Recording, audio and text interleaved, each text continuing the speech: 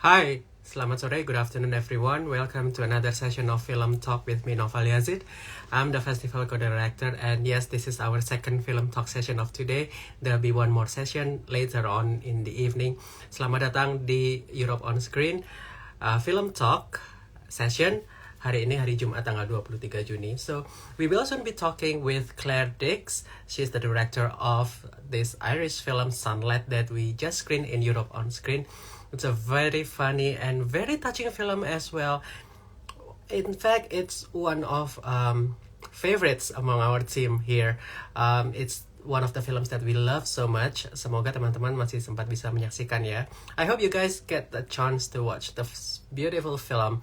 And I think Claire is already here, so why don't we just invite her and we'll see what she has to say about the film. Let me see.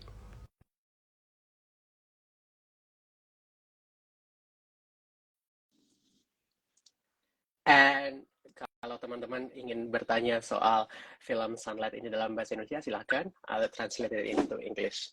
Hello, Claire. Hi, how are you? Lovely to be. Good morning. How are you? I'm good. Oh, I've got a lot of sunshine coming in my sunlight coming in my window.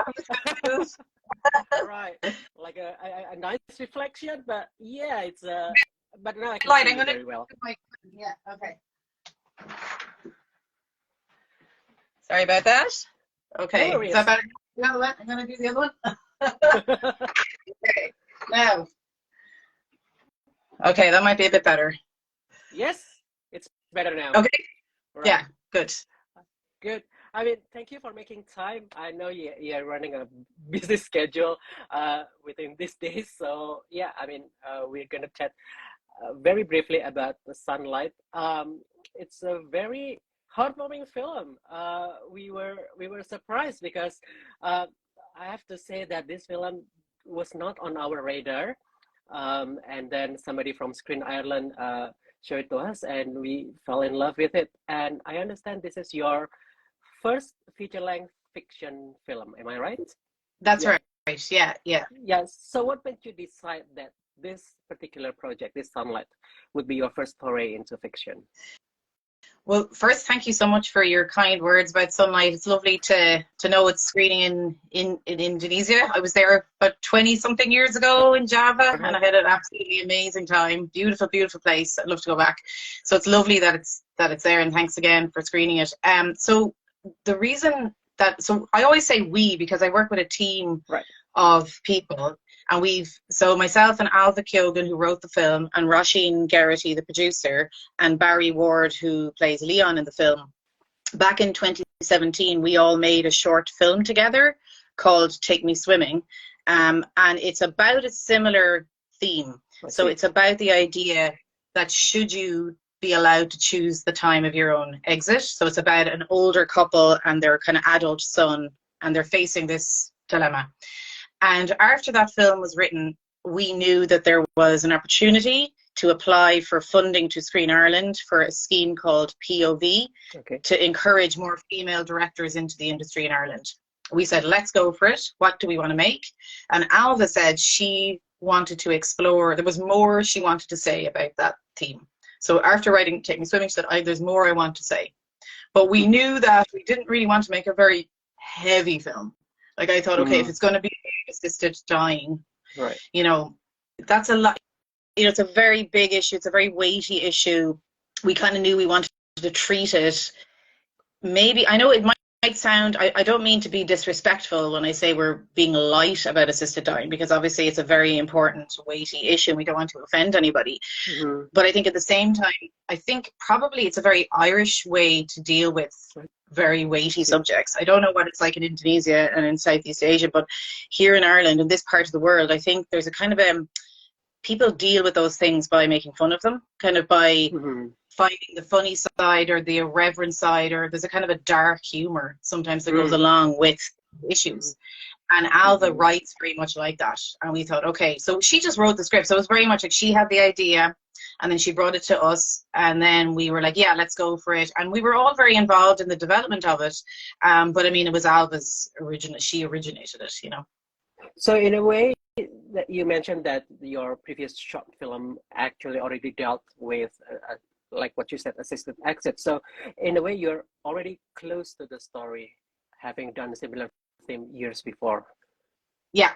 Yeah. So we had already kind of, I think when we made Take Me Swimming, we were kind of saying to ourselves, okay, are we saying that we are pro euthanasia? Are we were a bit on the fence, but I think then when it came to Some Night, we're like, no, I think we are very much saying if you want to exit and you're in, you feel this is your time, and then, it's your choice. And we felt, and actually in Ireland now, there's a lot of debate going on around this area and whether or not people should be allowed to have assisted dying.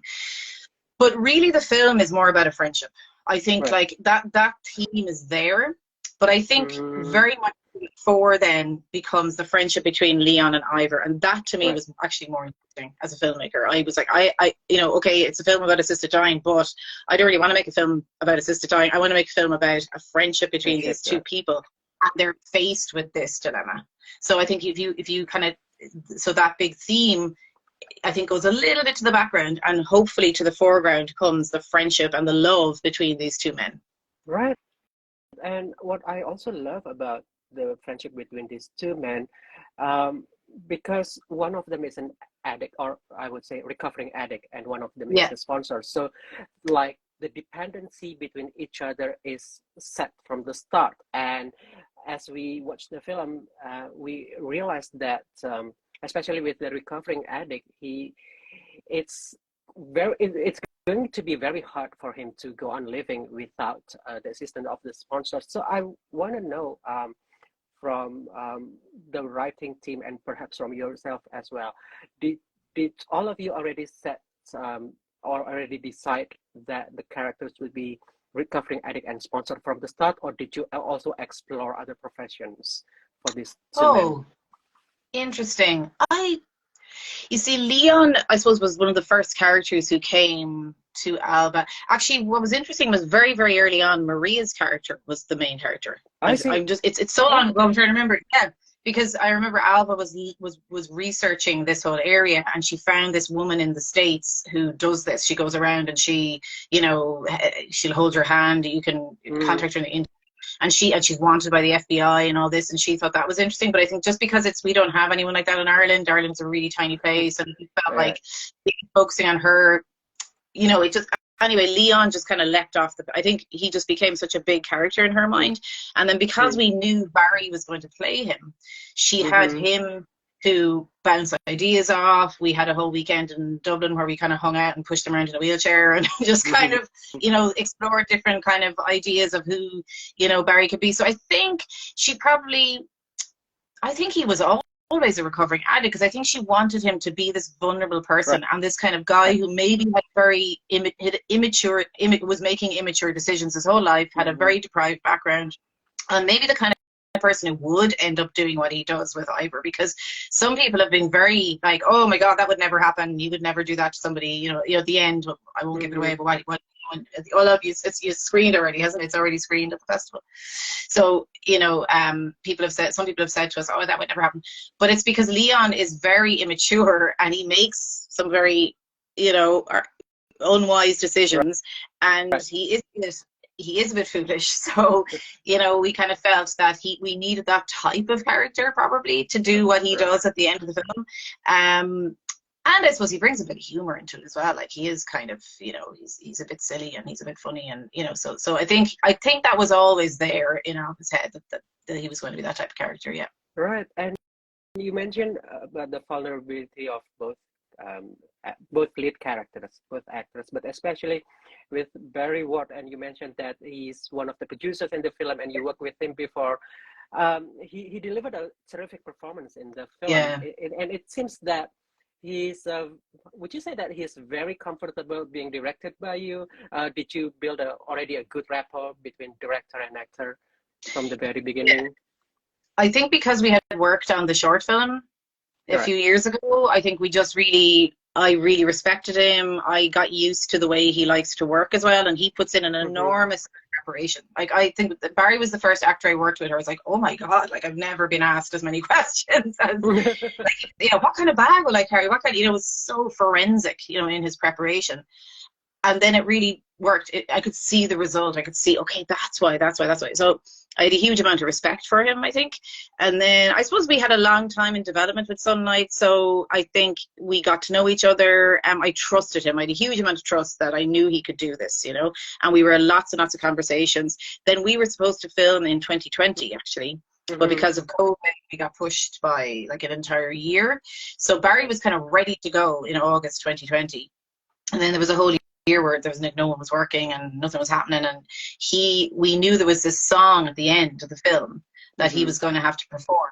So himself and the musician, Seamus Fogarty, they live on the same street in London. So they had a whole year to write that song.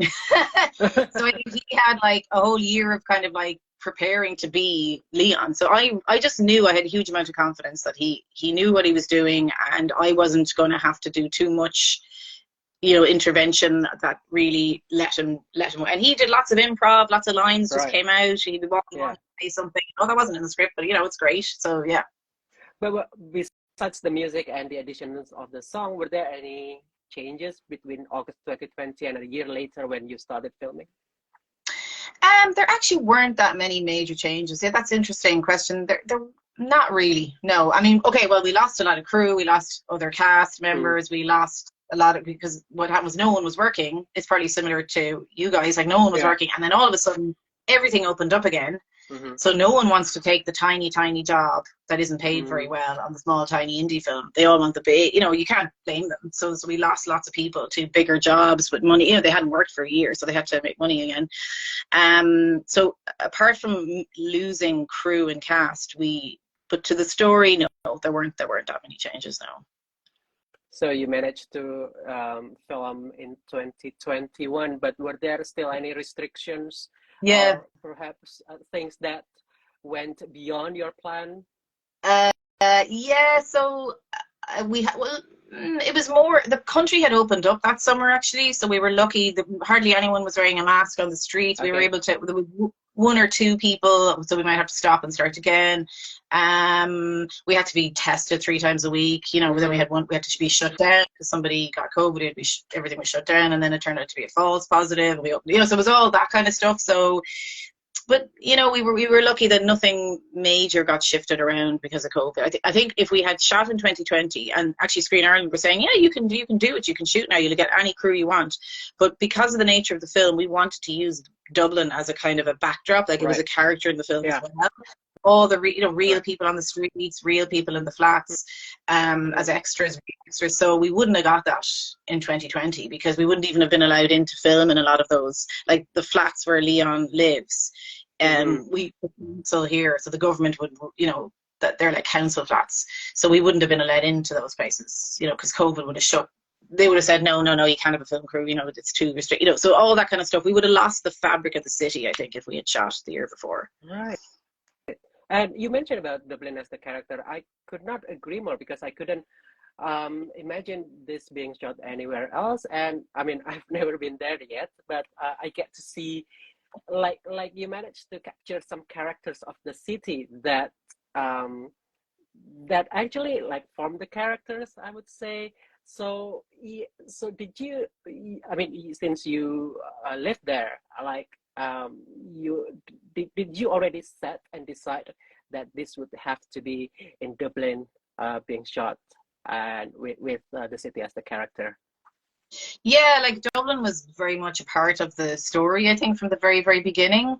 It was very important. I mean, the kind of, again, even the sense of humor, I think, that's in the film. I think the way they talk to each other, it's very Dublin, you know, and even a particular part of Dublin. So where we filmed, it's kind of an older part of the city, and it's changing a lot, actually. What's interesting, like, because I think now, like, you see films or TV series set here and they show all the big glossy, you know, the big buildings, and it's all so tiny. But that's not the Dublin I know. You know, I don't live in that part, and I don't know that part really, you know. And I think most Dubliners don't really, you know, it's the grottier, dirtier streets, I think, that we know, the ones, you know, are the ones where people are living in. You know, we're living here, you know, this is what you see every day.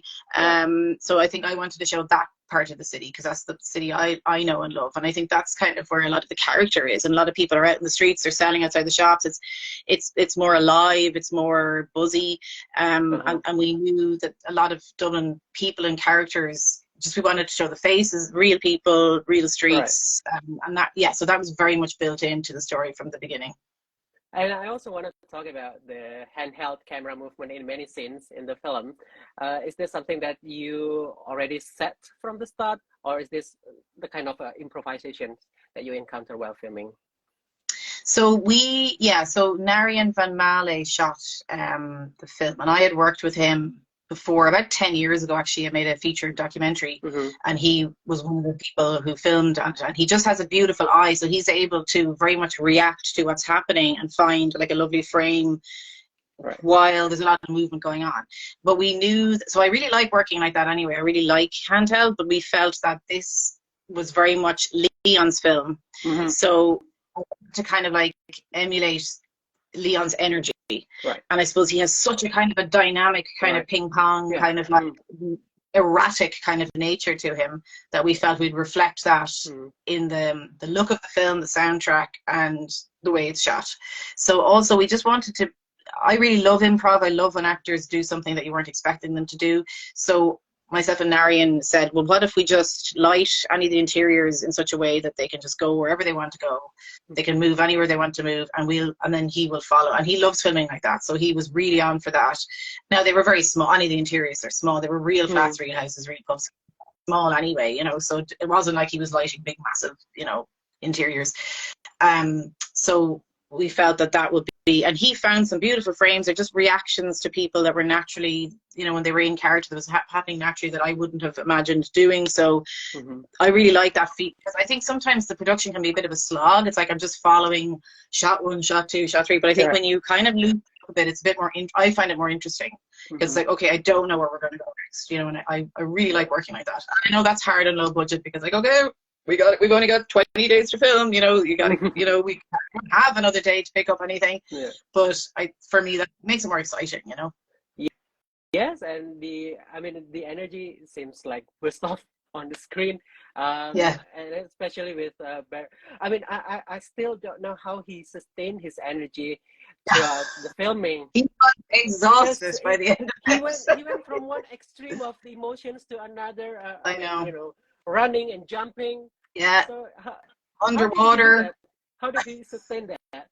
And that lake was freezing cold. That was a really, because like the lake, you know, lakes are cold anyway.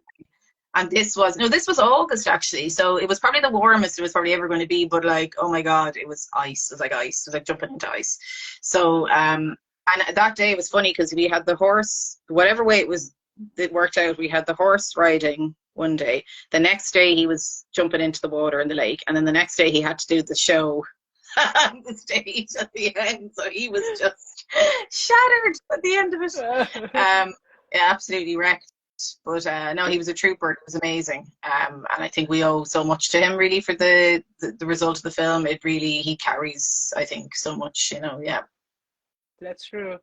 And I have to ask you this, since you're making your first fiction film, what are some changes in shifting from documentary and short film to feature-length fiction? Yeah, you have to prepare yourself for a lot more exposure.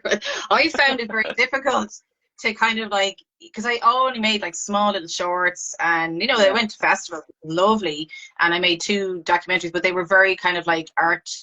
They were funded by the Arts Council here, so they were kind of like art film, you know, more than anything. Art house, sorry, I should say. And they had small releases, and they went to some festivals, but there wasn't much about it. And then it just you feel very exposed with there's something about narrative feature, you know, and it's in cinemas now, and like we're getting good reviews, we're getting okay reviews, we're getting good reactions, and because of the theme of euthanasia, we're getting a lot of, you know, so I wasn't ready for that.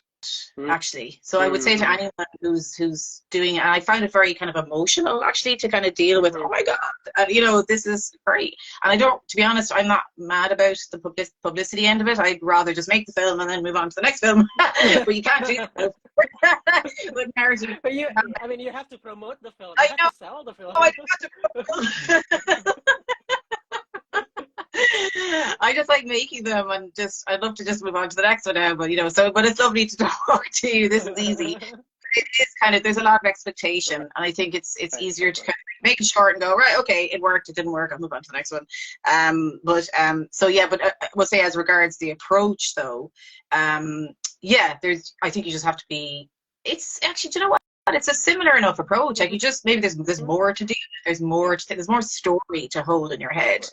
That was probably the bigger thing, that there's just more of everything. But I think really the shorts are brilliant, like training grounds, because finding crew, like I had an amazing first AD, Drew Maitland, and I just can't imagine making a film without him. And I met him on, let's say, the last short film. So I think that's great, because he was amazing. He helped me without him, I wouldn't know my arse from my elbow, as they say, because he just really helped to, okay, don't think about the whole thing, just think about each day or each week or whatever. And that really, really helped. So I think that was key. I think just having that really, really supportive crew, and that everyone really got the project. And because there was no money, there wasn't much money involved, very little money, so people were doing it because they wanted to do it. So I think just the big story, the size of the story for me was the big thing, the big change, the big shift, and to have all that, and to know kind of like going along and remembering and having all the tone sort of, worked out. So that was the big shift, I think, for me. Right. And do you think you will, for your next project, will you do within the same scale, or do you think you will upgrade it a little? Sorry, the same scale as in Sunlight? We had a bit more money.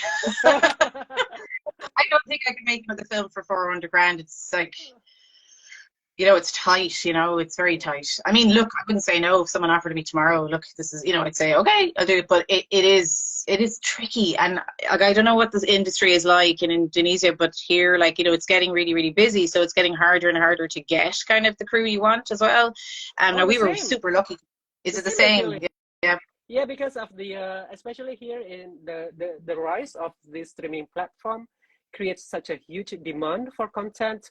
So in a way, we pull human resources from, more like scrapping human resources, whoever available for a project, then we hire this person. Yeah. And do you have people like coming to shoot in Indonesia then who use your crew, and your like other countries that come in and, okay, we want to film in your country, but so we're going to use a production company to, so there's all that as but it's just, in terms of getting film crews is harder these days, because everyone is making film, everyone is making content for streaming platform. So because the demand is increasing, I'm sure it's something like that happened in Ireland as well. Yeah, exactly. It's the same thing. So and like, it's just, so I think so then the budgets, if you want to make something, then it's like you kind of need more money to compete to get the crews you want, because you can't expect them to do your tiny film when they're offered a lot of money. Unless they say, okay, I'll do it for 4 weeks, and then so it's just it's tricky. But I would so it would be love a bit more money the next time, but I'll be lucky if I get to I'll be delighted if I get to make another one. So I wouldn't say no to any amount. But it's nice, isn't it, to progress anyway and to feel, okay, I could try something a bit more ambitious with the next one. Yeah. But in the meantime, I hope Sunlight will get more and more exposure, be screened in as many countries as possible, because it's such a heartwarming and heartfelt film as well. So congrats. Thank you so much. Again. Thank you for screening it. It's huge. I love Indonesia, and thank you so much for screening it there. I was so happy when I heard that it was screening at your festival, because it's a huge honor. So thank you very much. And thank you for your time, Claire. It was okay. Talking to you. Okay. Goodbye. Okay. Bye. Bye.